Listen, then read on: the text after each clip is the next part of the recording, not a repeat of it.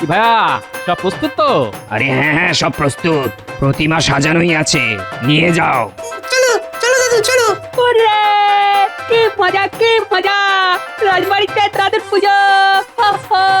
ওরে বাহ বাহ বাহ বাহ তুইও তো দেখছি আমাদের সভাকবির মতোই ছন্দে কথা বলছিস। হ্যাঁ দাদু, গুলটে না অনেক গুণ, আর মাথায় ভরা গুণ। ভাই বাইরে কথা বলবি না রে প্লা। তোরা এখন ঝগড়াটা বন্ধ কর দেখি, তোদের অনেক কাজ করতে হবে বুঝলি। কি কাজ দাদু? আমরা ঠাকুরকে নিয়ে যাই।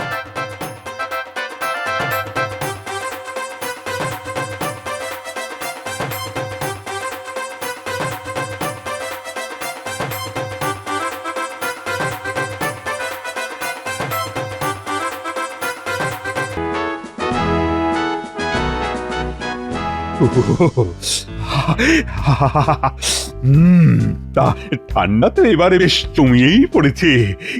কি বলো সভাসদগণ? আগে হ্যাঁ মহারাজ। এই শীতের হাত থেকে বাঁচতে হলে আমাদের প্রত্যেককে নিজেদের স্বাস্থ্যের প্রতি সচেতন হতে হবে। হ্যাঁ হ্যাঁ হ্যাঁ, ঠিকই তো সবাইকে মধু খেতে হবে, গরম কাপড় পরতে হবে। মহারাজ ওই গরম কাপড়ের কথা বলতে মনে পড়লো, ওই যে আপনি যে মন্ত্রী মশাইকে রাজ্যের সবাইকে কম্বল দেওয়ার জন্য বেশ অনেক মোহর দিয়েছিলেন, সেটার কি হলো মহারাজ? এই মরেছে, হঠাৎ করে এই কথা গোপালের কেন মনে পড়লো? হ্যাঁ হ্যাঁ, ঠিকই তো, আরে আমি তো ভুলেই গেছিলাম। তা মন্ত্রী, কম্বলের কি খবর? হ্যাঁ মহারাজ, সবাইকেই দেওয়া হয়ে গেছে, একদম হাতে গরম কম্বল ধরিয়ে দিয়ে এসেছি। মহারাজ আমরা মনে হয় রাজ্যের মধ্যে পড়ি না। না কেন কেন কেন? না, রাজ্যের সবাই যদি কম্বল পেয়ে যায় তাহলে আমরা কেন পেলাম না মহারাজ? হ্যাঁ মহারাজ, আমিও তো পাইনি। আমিও পাইনি মহারাজ। এ কি, কেউই তো পায়নি দেখছি। কি মহারাজ দেখলেন তো? এই তো এতক্ষণ সবাই চুপ ছিল, যেই গোপাল কথা বলেছে আর সবার মুখ চালু। হ্যাঁ মানে মানে মহারাজ, মানে ওই আর কয়েকটা বাড়ি বাকি ছিল, আমি কালকেই দিয়ে দেবো সবাইকে। পথে এসো চাঁদ বদন, পথে এসো। হ্যাঁ হ্যাঁ হ্যাঁ, কালকে যেন শুনি সবাইকে দেওয়া হয়ে গেছে। শীত প্রায় পেরিয়ে গেল, এখনো কেউ কম্বল পেল না। হ্যাঁ মহারাজ, সামনেই তো সরস্বতী পুজো। আমি তো ভাবছি এবার পুজোয় আপনার দেওয়া নতুন কম্বল মুড়ি দিয়ে অঞ্জলি দেব। তাহলে মোটামুটি সবার বাড়িতেই কম্বল দেওয়া হয়ে গেল, কি বলেন? হ্যাঁ, সেই সকাল থেকে শুরু হয়েছে, এইমাত্র শেষ হলো। সব হয়েছে এই গোপালের জন্য। গোপালকে আমি মজা দেখাচ্ছি। সে তো আপনি সারা জীবন ধরেই গোপালকে মজা দেখালেন। না, আমি গোপালকে চিনে নিয়েছি, এখন ভালো করে চিনে নিয়েছি। শোন, গোপালের জান প্রাণ হলো ওর ওই ছোট ছোট নাতি নাতনিরা, আর ওই নাতি নাতনিদের দিয়েই গোপালকে জব্দ করতে হবে।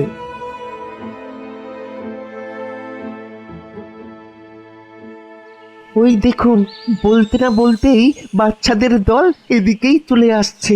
এই যে মন্ত্রী মশাই, দিন দিন সরস্বতী পুজোর চাঁদাটা দিন।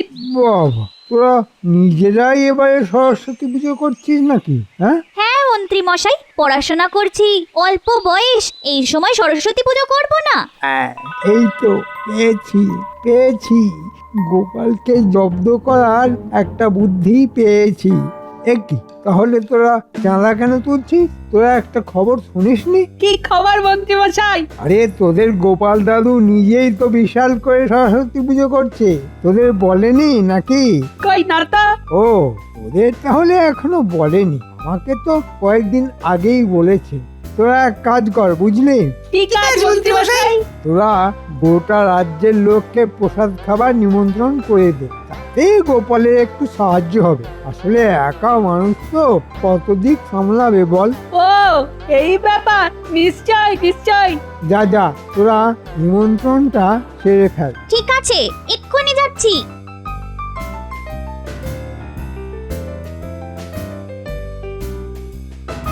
এবার গোপাল, তুমি এই ধাক্কা সামলাবে কি করে দেখো। হ্যাঁ, রাজসভায় আমার পিছনে লাগা, এবার আমার দান তুমি সামলাও। হ্যাঁ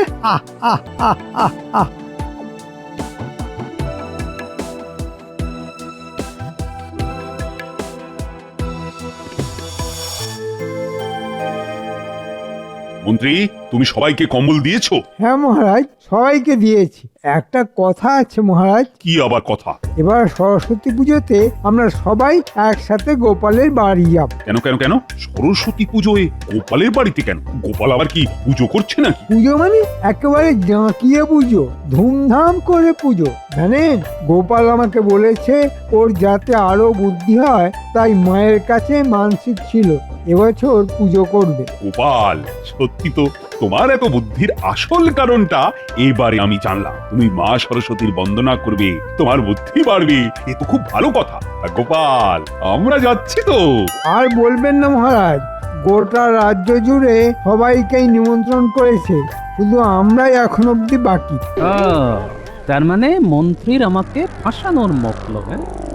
ঠিক আছে ঠিক আছে। আসলে মহারাজ, কাল বিকেলে মন্ত্রী মশাই আমাকে বলছিলেন যে আমার এত বুদ্ধি কোথা থেকে আসে। তা আমি তখন বললাম মা সরস্বতীর পুজো করুন, দেখবেন আপনার মাথাতেও গড়গড় করে বুদ্ধি চলে আসবে। তখন উনি বললেন ঠিক আছে, তুমি তাহলে পুজোটা করো আর আমি সবার খাওয়া দাওয়ার খরচাটা দেব, যদি মা সরস্বতী খুশি হয়ে আমার মাথাতে একটু বুদ্ধি দেন। দেখছেন তো মহারাজ, এখন কেমন শুধু আমার কথা বলছে গোপাল। আচ্ছা গোপাল, আমি আবার কবে তোমাকে এই সব কথা বললাম? কেন, কালকেই তো বিকেলে, যখন আমি আপনাকে পুজো করার কথা বললাম।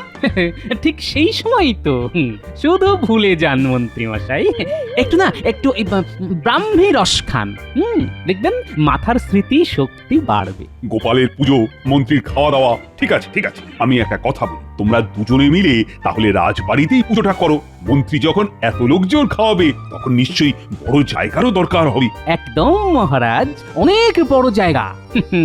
এই মন্ত্রীকে ছাড়া যাবে না, না হলে কোথাও পালিয়ে যাবে। মন্ত্রীকে দিয়েই খাওয়ার খরচা তুলবো। আচ্ছা মহারাজ, অনেক ধন্যবাদ আপনাকে। তাহলে আজকে কি সিদ্ধান্ত নেওয়া হলো মন্ত্রী? কি মহারাজ? মানে গোপাল যে পুজোটা করবে সেটা রাজবাড়িতেই হবে, আর গোপালের দায়িত্ব পুজোর জিনিসপত্র কেনা, আর তোমার দায়িত্ব রাজ্যের সবাইকে ভোজ খাওয়ানো। আগে ইয়ে মানে মন্ত্রী মশাই, আমরা জানি আপনি দয়ালু মানুষ, এত লজ্জা পাবেন না। আচ্ছা সভাসদগণ, আজকে তাহলে সভা এইটুকুই থাক।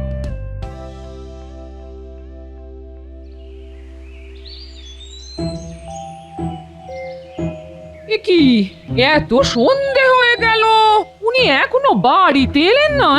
এ জানে বাবা, আজকে রাজসভায় কি এত বৈঠক চলছে? যাই, আমি বরং বাচ্চাগুলোর একটু খোঁজ লাগাই। হ্যাঁ, এই গুলটে, তোরা একটু দাদুর খবর নিয়ে আয় তো। সেই সকালে গেছে, এখনো তোদের দাদু আসলো না। আমি তো কিছুই বুঝতে পারছি না। ঠিক আছে দিদা, আমরা এক্ষুনি খবর নিয়ে আসছি।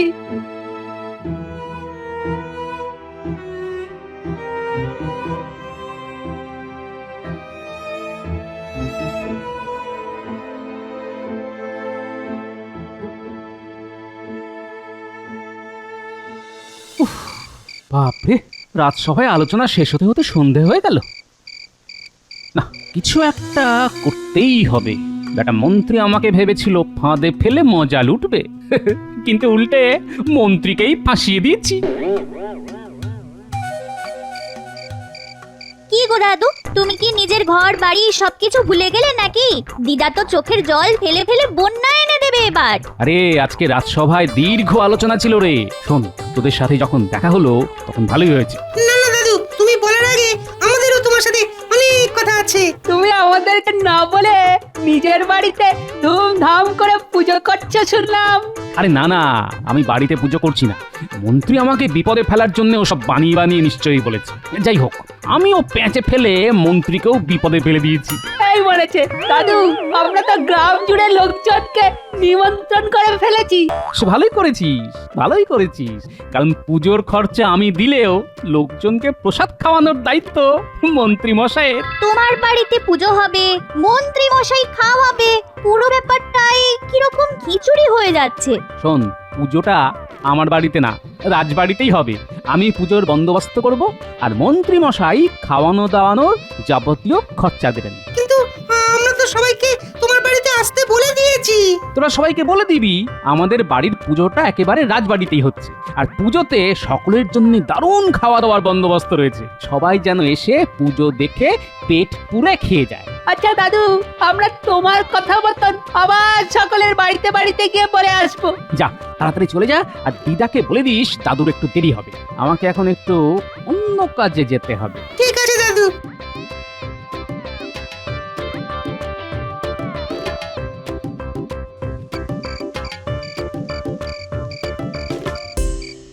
ওই গো বিজ্ঞানী, বাড়িতে চলে এসেছো নাকি?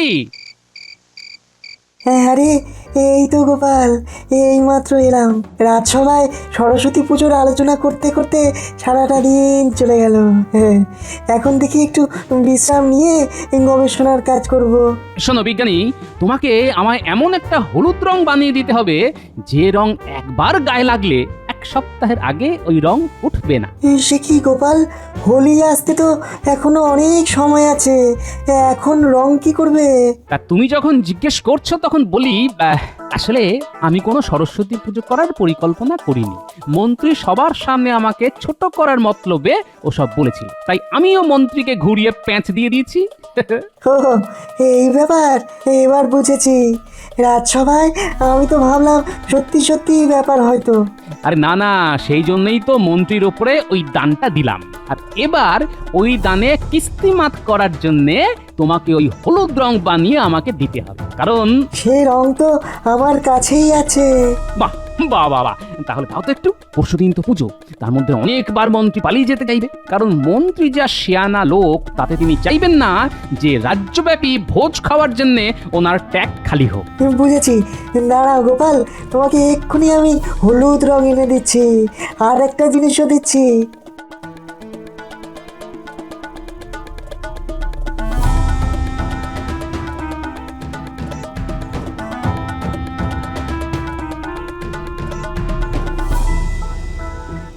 এই নাও গোপাল, এই নাও হলুদ রং, আর এই যে একজোড়া দস্তানা। রং যে মাখাবে সে যেন অবশ্যই এই দস্তানা পরে মাখায়, নইলে কিন্তু তার হাত থেকেও সপ্তাহখানেক রং উঠবে না। আচ্ছা বিজ্ঞানী, তোমাকে যে কি বলে ধন্যবাদ জানাবো সেটা বলে বোঝাতে পারবো না। আর ঠিক আছে, ঠিক আছে, আর কেউ থাকুক না থাকুক, একটা কথা মনে রেখো যে আমি তোমার পাশেই আছি।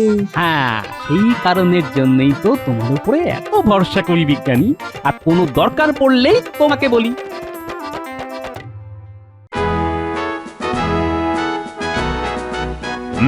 কালকে রাত হয়ে যাওয়ার জন্য রাজসভা স্থগিত করতে হয়েছিল, সেই জন্য সরস্বতী পুজোর বাকি আলোচনা আজকেই তাহলে সেরে নেওয়া যাক। যেহেতু এবারে গোপালই পুজোর দায়িত্ব নিচ্ছে, সেই জন্য পুজোর দায়িত্ব অনেকটাই লাঘব হলো। কিন্তু মহারাজ, আমার দায়িত্ব তো বেড়ে গেল। এ কি বলছো মন্ত্রী, তুমি তো নিজে থেকেই দায়িত্ব নিয়েছো ভোগ খাওয়ানোর।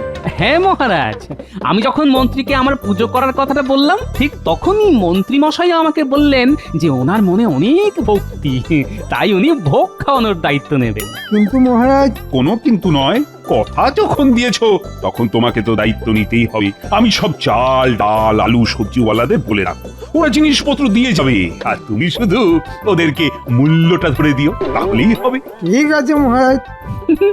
মন্ত্রী মশাই যেভাবে মুখ ভার করছে তাতে মনে হচ্ছে মন্ত্রী মশাইয়ের কোনো ইচ্ছেই নেই, তাহলে কাজটা করতেই হবে।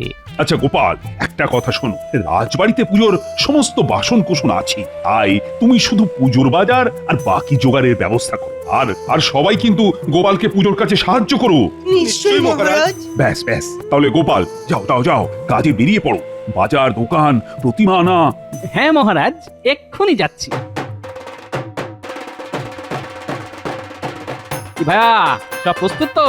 আরে হ্যাঁ হ্যাঁ, সব প্রস্তুত, প্রতিমা সাজানোই আছে, নিয়ে যাও। চলো চলো দাদু, চলো। ওরে, কি মজা, কি মজা! রাজবাড়িতে তাদের পুজো! ওরে!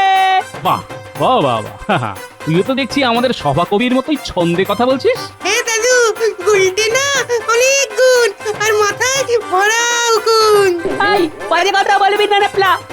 তোরা এখন ঝগড়াটা বন্ধ কর দেখি, তোদের অনেক কাজ করতে হবে বুঝলি। কি কাজ দাদু? আমরা ঠাকুরকে নিয়ে যাই।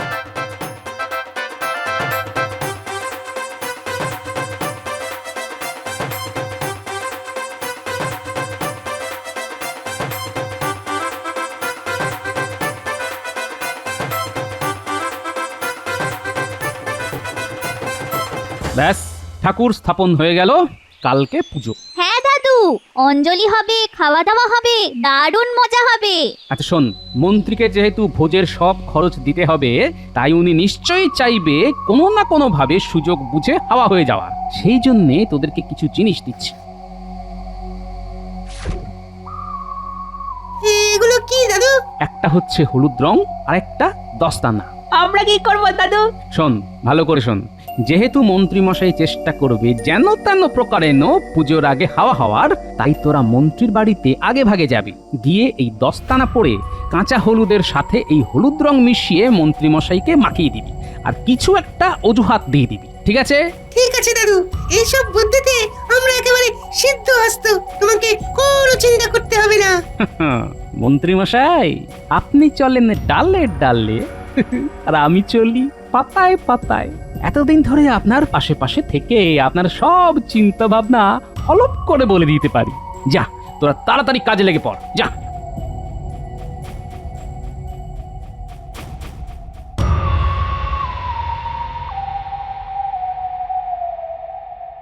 গিন্নি, তাড়াতাড়ি চলো, আমাদেরকে আজকের দিনটা বাড়িতে থাকলে চলবে না।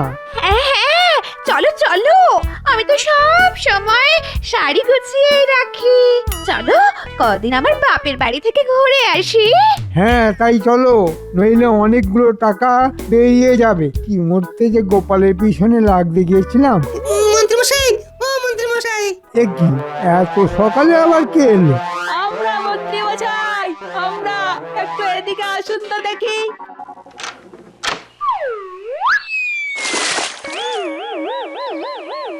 হায় হায় হায় রে, সকাল সকাল এটা তোরা কি করলি?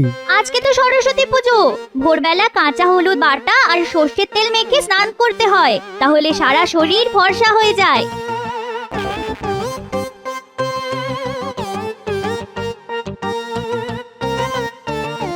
এই তুমি তাড়াতাড়ি মুখে থেকে হলুদটা তোলো সাবান দিয়ে, আমাদের বেরোতে হবে তো।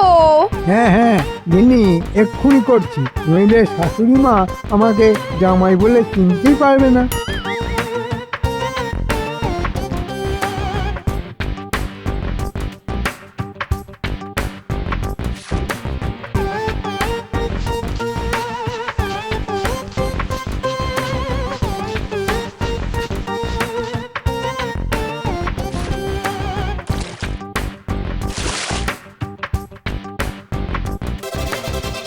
ও গিন্নি, এটা কি হলো? কি এটা কি হলো?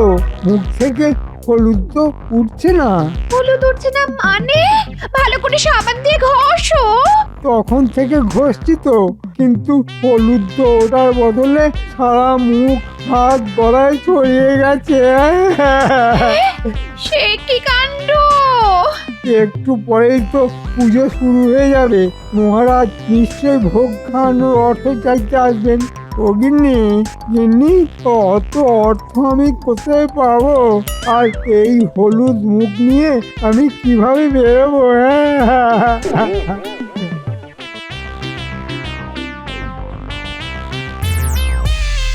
কি পুজোর সব জোগাড় তো হয়ে গেল, কিন্তু মন্ত্রী তো এখনো এলো না। মহারাজ, আমার মনে হয় মন্ত্রী মশাইয়ের অনেক খরচের ব্যাপার আছে, তো তাই এখন হয়তো মোহর গুনছে। চলুন চলুন মহারাজ, আমরা দুজনে বরং মন্ত্রী মশাইয়ের বাড়িতে গিয়ে ভোগের জন্য বরাদ্দ অর্থ চেয়ে আসি। হ্যাঁ হ্যাঁ হ্যাঁ, তাই চলো তাই চলো।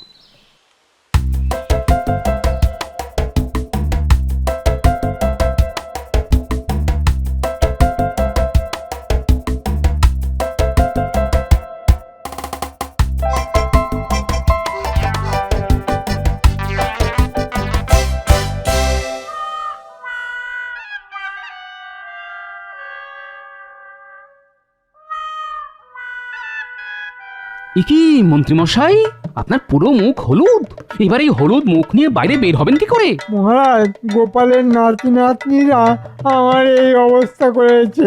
এ বাবা, এই মুখ নিয়ে তো তোমার বাইরে বের হওয়া যাবে না।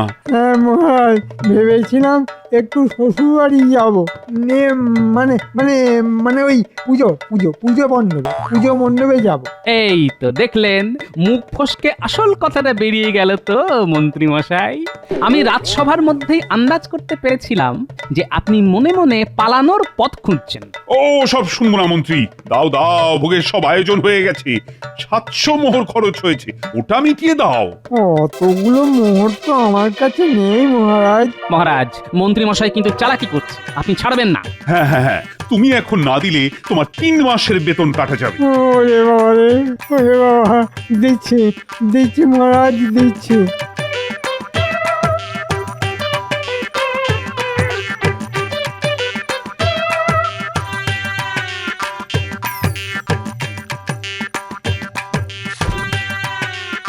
হায় এতে পরে সব জমানো অর্থ, সব মোহর বেরিয়ে গেল। একটা কথা মনে রাখবেন মন্ত্রী মশাই, আপনি যেমন আমার ঘাড়ে কায়দা করে পুজোর দায়িত্ব ফেলে দিয়ে আমাকে ফ্যাসাদে ফেলতে চেয়েছিলেন, ঠিক তেমনি আমিও আপনাকে জব্দ করলাম। চলুন, ওদিকে পুজো শুরু হয়ে গেছে, এই হলুদ মুখেই অঞ্জলি দেবেন, চলুন। তার মানে মন্ত্রী, তোমার মনে মনে এই মতলব ছিল? ছি ছি ছি, একটু তো সুবুদ্ধি আনো। নমো সরস্বতী মহাভাগে বিদ্যে কমললোচনে বিশ্বরূপে বিশালাক্ষী বিদ্যাং দেবী নমস্তুতে। নমো সরস্বতী মহাভাগে বিদ্যে কমললোচনে বিশ্বরূপে বিশালাক্ষী বিদ্যাং দেবী নমস্তুতে। আমার কত খরচ হয়ে গেল। অন্যের বিপদ চাইলে নিজেরই বিপদ হয়। আর ভেবে লাভ নেই মন্ত্রী মশাই, চলুন আমরা একসাথে বসে প্রসাদ খাই। ওই প্রসাদ আমার মুখে ঢুকবে না গোপাল। আচ্ছা গোপাল, তোমার এত বুদ্ধি কি করে? হ্যাঁ, ওই তো মায়ের পুজো করে। মন্ত্রী মশাই, মায়ের কাছে মন ভরে চান যেন আপনার মাথায় একটু বুদ্ধি হয়। নিন, মায়ের সামনে শুয়ে পড়ুন। হ্যাঁ, শুয়ে পড়বো? হ্যাঁ, শুয়ে পড়ুন আর মন ভরে চান যাতে মাথায় একটু বুদ্ধি হয়। যতক্ষণ না মা বলছে উঠবেন না কিন্তু।